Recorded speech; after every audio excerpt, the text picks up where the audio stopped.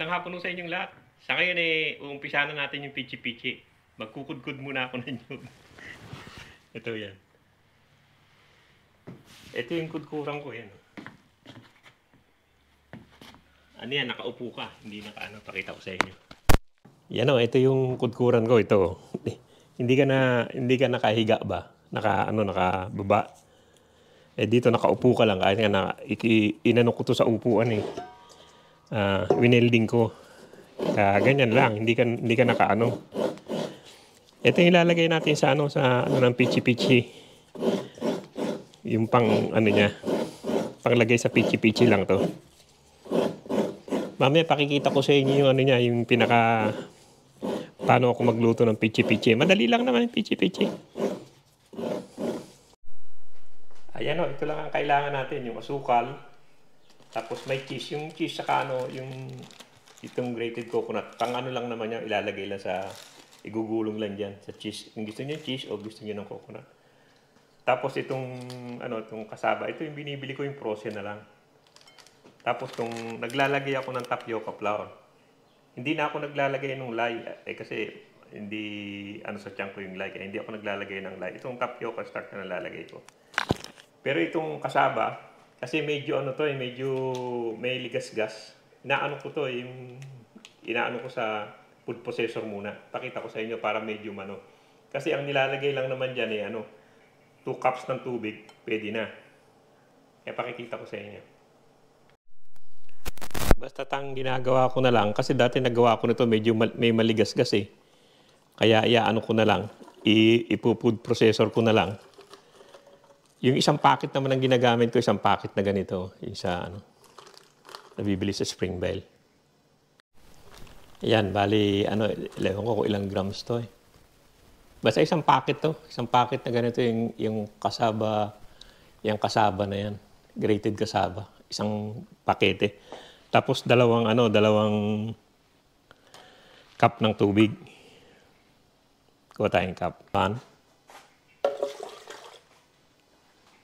Yan. 2 cups. 2 cups ng tubig. Tapos iaano ko na yan, iaano ko kasi may maligas-gas to Kaya ko na lang siya ilalagay sa food processor para para umano siya. Umano ko na. Para mag-smooth. Ito na natin. Yan, puree. Ayan, nag-off na siya. Titignan natin kung pino na siya. Kasi may maligas-gas to lang naman, titignan lang natin. Yan, 1 minute, medyo pa. Iisahin ko pa. Medyo pwede na, pero isahin ko pa para siguradong Isa pa, bali 1 minute yun Saka 1 minute ulit. Bali 2 minutes. Isa pa ulit. Medyo hindi pa masyadong pino Yan, natapos na, bali 2 minutes. Palagay ko okay na ilambot yung niya. Yung niya. Yung pino niya. Okay na. Okay na yung pino niya. Mapino na. Pwede na yan.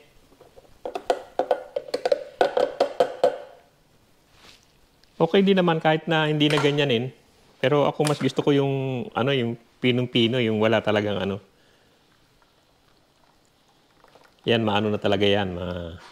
Maano na. Mas-smooth na ba siya?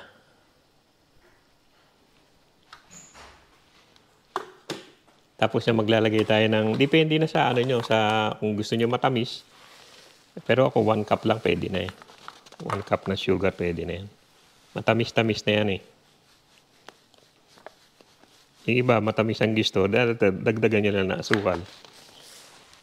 Pero ang 1 cup lang pwede na yan. 1 cup ng asukal.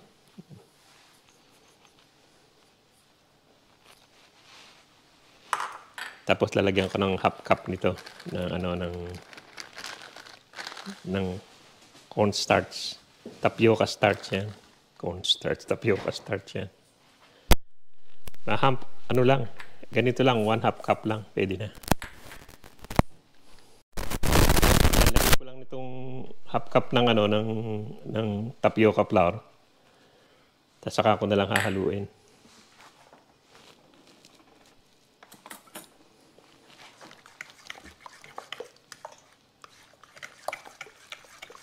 Yan, haluin nyo lang para matanggal yung ano. Kung gusto nyo naman, i-combine nyo na sa tubig, pwede rin naman. Pero madali naman mag-combine yan, ganyan lang. Yan, oh. Tapos tikman nyo lang ng konti yung tamis, kung tama na yung tamis ba, tama na sa inyo. Yan, yan, yan. At lalagyan na natin sa lalagyan. Tikman lang natin kung tama na yung tamis. Tama na yun. Tama na rin yung tamis nun. Teka, kuha tayong lalagyan.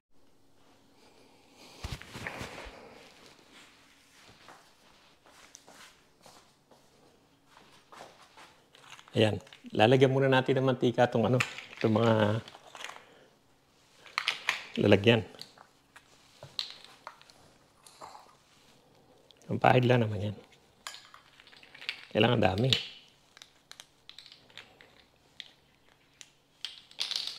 Para hindi sa dumikit.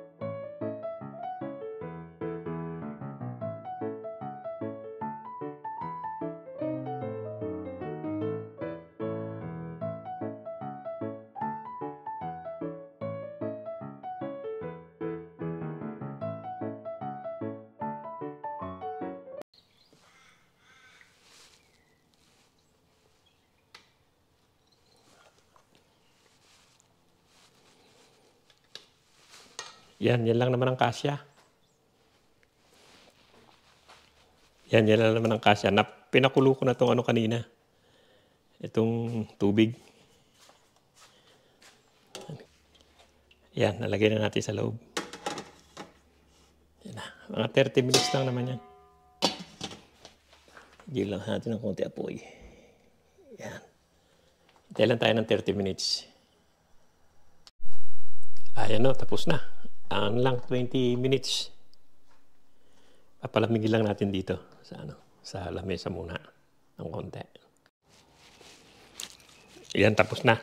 Hindi ko talaga pinuno yan dahil gusto ko yung parang bilog eh. Pag sasamahin ko sila. Kaya ganyan lang yan. Tingnan nyo, malagkit siya. Ano. Hindi siya makunat na makunat. Tapos lalagay ko dito sa ibabaw. Sa ako igaganon yan. Ano. Parang bilog siya. Ano. Tapos lagay nyo sa ano. Sa ano yan. Ano. Yan na siya. Ganyan na yan. Ano. Yan gaganyan nila yan. Ano. Tapos lalagay nyo sa ibabaw na isa. Kasi magdidikit naman yan. Para bilog siya. Parang yung sa amber yan, bilog oh. Ayan. Tapos sausaw nyo sa ano, dito sa nyug. Yan, ganyan na. Bilog na yan. Ganyan yung labas niya. Yan. Kita ko sa inyo isa pa. Yan o, garanin nyo lang. Yan o. Hindi ko talaga pinunuto para ano eh. Para maging bilog. Yan o, bilog na siya. Yan. Tapos nasawsaw nyo ganyan. Yan o. Yan o. Ito hindi maano to, hindi makunat. Tama lang siya. Pag kasi maraming ano, medyo may kunat ng konti pag may maraming starch. Pero pag ganun yung pinakita ko lang sa inyo, ano lang yon, malambot siya, malambot na malambot. Yan o. Parang sa amber talaga yung lambot niya, hindi nga makunat. Yan, ganyan nila maliit na kutsara. Yan. Tapos lagay nyo sa kabila. Ayan o. Tapos ikot nyo lang ganyan. Lagay nyo dyan. Ayan o. Gaano rin tayo ng may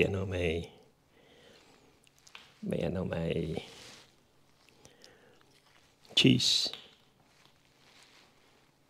Yan lang naman yan. Tapos ikot nyo lang yan. Oh. Yan na, bilog na. Oh. Tapos igulong nyo sa ano. Ito sa coconut na ano. Yan. Yan na siya ganyan. Oh. Yan ang labas niya. At tatapusin ko para makita nyo yung ano niya. Yung finished product niya. Yan, maganda tayo ng cheese.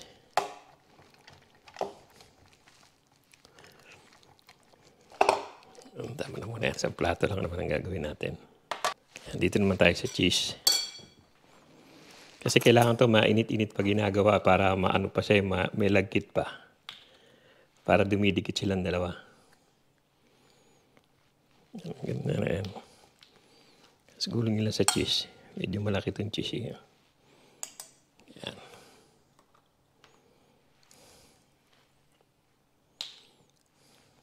Patong lang. Dapat mainit-init talaga. Yan okay pa naman. Oh. Para magdikit sila.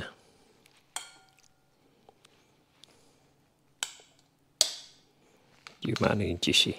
Makapal yung ano ko. Mahaba.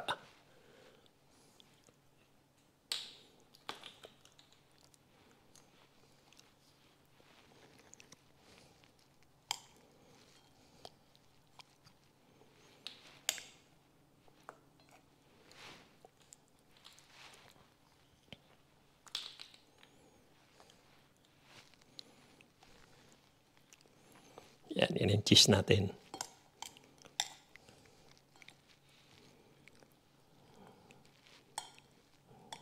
Di man lang yung ano ng cheese yan, no? Diba? Tatapusin ko lang. Basta ganito lang, oh. Iano nyo lang yung kutsarang ganyan, oh. Iikot nyo lang. Yan, oh. Paikot lang. Tapos lalagay nyo sa kabila. Yan, iano nyo, gaganyan nyo sa ibabaw. Tapos paikot din. Bilog na siya, oh. Pwede namang hindi na bilugin. Kaya lang parang maganda yung bilog eh. Ano. Tapos lagay nyo lang dyan. Tapos lagay nyo dito. Cheese. Yan na. Ganyan lang. Yan o. Ito na yung ano. Ito yung ano. Yung sa may nyog. Tapos ito yung may cheese. Yan. Cheese. Madali lang naman. Basta ano lang. Kung gusto nyo medyo makunat, dagdagan nyo ng konting tapioca flour. Yun lang naman ang secret doon. Na kung gusto niyo medyo makunat-kunat, dagdagan niyo ng tapioca flour. Wag na ang lye. Hindi na ako gumagamit ng lye. Yung tapioca flour na lang. Basta't yun nga, pag isang pakete, tapos dalawang tubig, tapos 1/2 cup ng tapioca flour. Ngayon, kung gusto niyo makunat-kunat, gawin niyo ng dagdagan niyo. Kaya ganoon lang naman, madali lang naman. Kanya labas malambot. Yung ganito kasi malambot eh. Parang yung sa amber talaga. Yeah, may second batch pa naman pa ako na iba kasi may marami-rami pa yung natira. Yan, hanggang dito na lang tayo sa dito yung natin, yung ating pichi-pichi. Ayan o, hanggang dito na lang yung natin, yung vlog natin sa pichi-pichi kasi hindi naman tayo makalabas ngayon. Paulan-ulan. Ang high tide gabi, kaya hindi tayo masyadong makalabas. At medyo dito muna tayo sa loob. Yan o, pag medyo gumanda-ganda pa lalabas tayo. Sige, maraming salamat sa panonood. Subukan niyo rin. Okay dito eh. Ako lang naman nag-isip na to. Instead na lye, ang ginamit ko, tapioca flour. Okay naman. Kaya subukan niyo. Tingnan niyo rin. Maraming salamat. Yan. Okay din naman siya. Kaya masarap pa yung tapioca flour kaysa lye.